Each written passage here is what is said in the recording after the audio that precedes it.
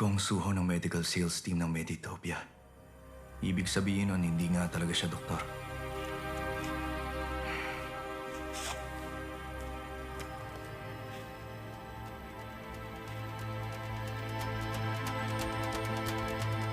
Imposible.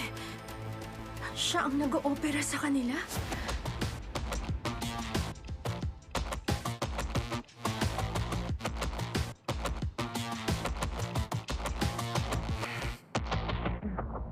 Hindi ka ba curious? Kung sinong may pinakamaraming surgery sa buong district? Si Director An Yong-sok ba? O kaya... O si Chief Kong Suho?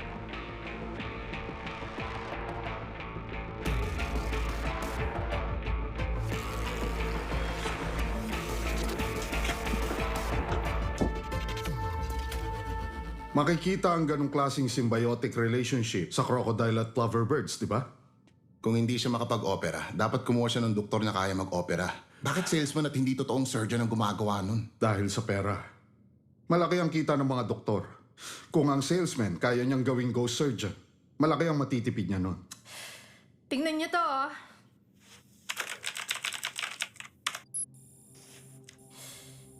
Hindi ko alam kasi na nagpalit si Director An ng pangalan niya.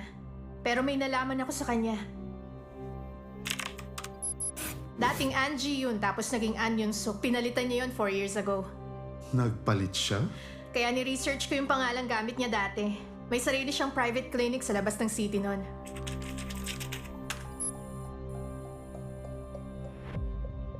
Pinagmulta siya dahil sa pagkuha ng ibang mag-oopera tapos ganun uli ang ginagawa niya? Grabe, sino mag-aakalang repeat offender siya? Hindi ba dapat tatanggalan na siya ng lisensya dahil doon?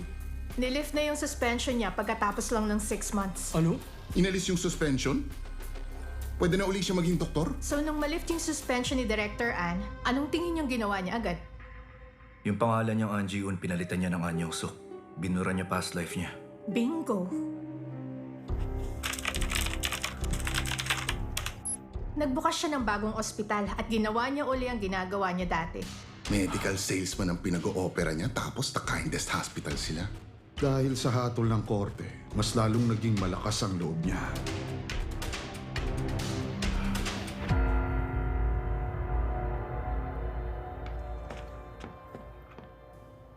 Sorry, natagalan ako ng dating director.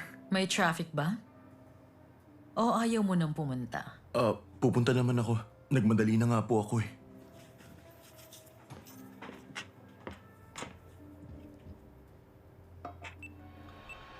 Kung may kailangan pa po kayo, tawagin niyo na lang si Chaon o sa bar. Have a nice evening.